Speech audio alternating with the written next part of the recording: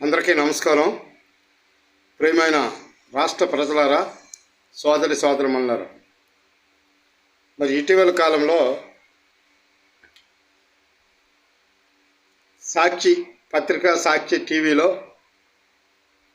అమరావతి రైతుల మీద అనవసరమైనటువంటి వ్యాఖ్యలు చేసి వాళ్ళ మనసుకి కలవేసేటట్లు ఆ వ్యాఖ్యలు చేయటం వల్ల ఈరోజు రాష్ట్ర వ్యాప్తంగా ఎక్కడికక్కడ కూడా మరి ఆ పత్రిక మీద, మరి మాజీ ముఖ్యమంత్రి మీద పోలీస్ స్టేషన్లో కంప్లైంట్లు ఇస్తూ ఉన్నారు.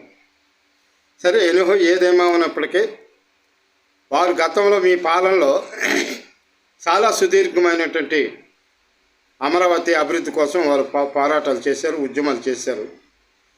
ఆ ఉద్యమాలకి వామపక్షాలు కూడా సంఘీభావం తెలియపరిచి మీరు ఇప్పుడు కూడా అది మహిళలను ఉద్దేశించి అలాంటి వ్యాఖ్యలు చేయడం, ప్రజాస్వామ్యంలో ఉన్నాం కాబట్టి, మన కుటుంబంలో కూడా మహిళలు ఉన్నారు కాబట్టి మనం ఆలోచించి ఆచితూచి అవసరమైన మేరకే మాట్లాడాలి తప్పితే కానీ అనవసరమైనటువంటి ద్వేషంతో, అసూయతో, కోపంతో మాట్లాడడం అది చాలా పొరపాటు. ఇప్పటికైనా ఆ ప్రజలకి క్షమాపణ చెప్పాలి, చెప్పి తీరాలి. ఉంటాయి కొన్నిసార్లే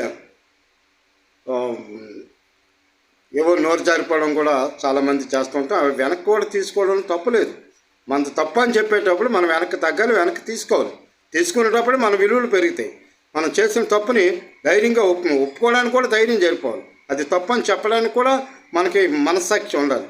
మరి అవి అటన్నిటికీ వ్యతిరేకించి గర్వంగా మాట్లాడితే మాత్రం ప్రజలు వాటిని తిరస్కరిస్తారు. తగిన మూల్యం కూడా మీరు చెల్లించుకోవాల్సిన భవిష్యత్తులో ఉంటుంది. జాతి ఇది దృష్టిలో పెట్టుకోండి.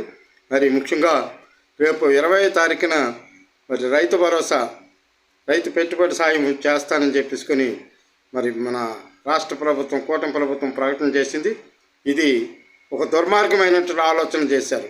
కేంద్ర ప్రభుత్వం ఇస్తున్నటువంటి 6,000 రూపాయలను మీరిచ్చినట్టు 20,000లో కలపడం అనేది చాలా సిగ్గుచేటది.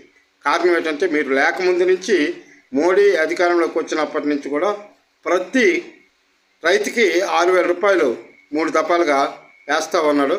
అది గత ప్రభుత్వం కూడా, గత జగన్ ప్రభుత్వం కూడా అలాగే కలుపుకొని ప్రజల్ని, రైతులు మోసం చేసింది. ఇప్పుడు కూడా ఈ విధంగా మీరు చేయడం, ఇప్పుడు మీరు కూటమి ప్రభుత్వం అధికారంలోకి వచ్చిన తర్వాత ఆ 6,000 మీలోకి జమ చేసుకుని 20,000 ఇస్తామని చెప్పినట్టు పెద్ద మనిషి నీవు 20,000 నువ్వు ఇవ్వాలి. కానీ అప్పటికే అది హామీలో ఉంది, అమల్లో ఉంది. కాబట్టి ఇది చాలా దుర్మార్గమైనటువంటి ఆలోచన.